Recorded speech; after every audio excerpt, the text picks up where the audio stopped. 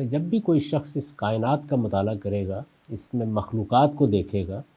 تو وہ اس نتیجے کے اوپر تو لازماً پہنچ جائے گا کہ یہ کائنات گورن ہو رہی ہے، یعنی اس میں تو کوئی دو رائے کسی فلسفی حکیم کے لیے کرنا ممکن ہی نہیں، کون گورن کر رہا ہے؟ تو ایک تعبیر یہ ہے، اور یہ جان چھڑانے کی تعبیر ہے، کہ قوانین گورن کر رہے ہیں۔ سوال یہ ہے کہ قوانین آپ سے آپ کیسے وجود میں آ جائیں گے؟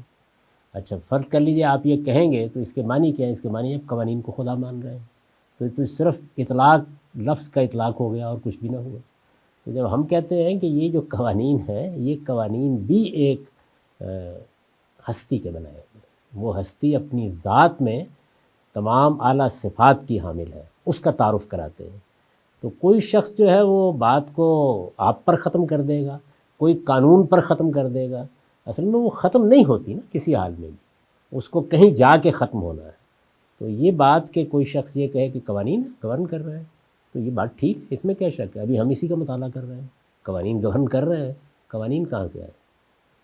یعنی ان کا وجود بھی تو آخر زیر بحث ہوگا نا، کیونکہ ان قوانین میں کرنا کیا ہے آگے چل کے، اس کے نتیجے میں یہ عظیم کائنات وجود میں آنی ہے، اس کے نتیجے میں یہ بے پایہ حکمت سامنے آنی ہے، اس کے نتیجے میں یہ غیر معمولی مخلوقات سامنے آ گئی ہیں۔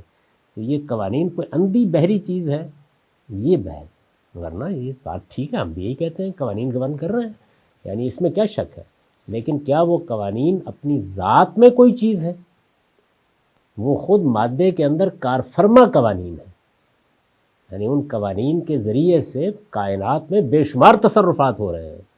وہ کس طرح ہو رہے ہیں، یہ زیر بحث ہے۔ تو کہنے کو تو کوئی آدمی کسی جگہ بھی رک سکتا ہے، کہہ سکتا ہے بات کو، جسے وہ نیچر کہہ رہے ہیں اس کو ہم خدا کہہ رہے ہیں بیسکلی۔ یہ نیچر تو اصل میں ان قوانین کا ظہور ہے، ہم تو اس سے پیچھے جا رہے ہیں، ہم یہ کہہ رہے ہیں کہ یہ ساری کی ساری نیچر جس میں آپ قوانین کا یہ ظہور دیکھ رہے ہیں، یہ خود کسی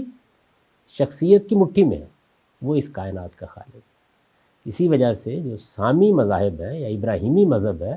وہ ایک ماورائی خدا کا تصور پیش کرتا ہے، اور وہی قرآن نے بیان کیا ہے، یعنی وہ ایک پرسنل گاڈ ہے، ایک شخصیت ہے، یعنی وہ کوئی محض کسی قانون کا نام نہیں ہے، کسی ضابطے کا نام نہیں ہے، وہ ایک شخصیت کا نام ہے۔ اس کے بالکل برخلاف جو صوفیانہ مذاہب ہے، وہ کسی شخصیت کو اس طرح الگ نہیں دیکھتے، بلکہ ان کے نزدیک وہ ذات بہت یا خالص ذات جب بھی اپنا ظہور کرتی ہے تو ظہور کائنات بن جاتا ہے۔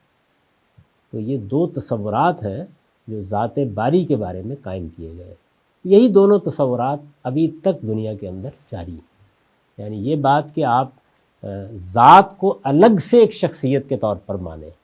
اور اس کے تصرف سے آگے یہ قوانین بن رہے ہیں، یہ چیزیں ظہور پذیر ہو رہی ہیں، مادہ اور نفس وجود میں آ رہے ہیں، شعور وجود میں آ رہا ہے، یہ سب کچھ یہ قوانین ہی کے تحت آئے گا۔ یعنی یہ دونوں چیزیں آپس میں ایک دوسرے کی نفی نہیں کرتی، ایک ذات ہے، اس کی یہ صفات ہیں، اس کے یہ سنن ہے، اس نے اس چیز کی ابتدا کی ہے، وہ نگرانی بھی کر رہا ہے اور اس کائنات کا نظم چلا رہا ہے، ایک تصور یہ ہے۔ دوسرا یہ ہے کہ وہ کوئی الگ ذات نہیں ہے، بلکہ یہی کائنات ہے جو اس کی شخصیت ہے، اور وہ اس کے اندر کار فرما ہے۔ تو اب اس تصور میں اس کی اگر صوفیانہ تعبیر کریں تو ایک ذات بہت کہتے ہیں اس کو، خالص ذات، یعنی اب وہ خالص ذات کیا ہے؟ نہ اس پہ صفات بیان کی جا سکتی ہیں، نہ اس کا ادراک بطور ذات ہو سکتا ہے، نہ اس کے ساتھ کسی فعل کی نسبت ہو سکتی ہے، وہ بہت ہے، یعنی بالکل خالص پیور ذات، اور جب بھی آپ اس کے ظہور کی بات کریں گے تو کائنات ہے۔ تو کائنات گویا اس تصور میں خدا کا جسدی ظہور ہے، یعنی جس طریقے سے کہ ایک شخصیت تھی، اس شخصیت نے جو پیرہن یا لباس پہن لیا ہے، وہ شخصیت اپنی ذات میں کسی صفت اور کسی فعل کے ساتھ تھی نہیں، اب جو کچھ ہے وہ یہ کائنات ہے۔ ایک تصور وہ ہے، ایک تصور یہ، دونوں۔ قرآن مجید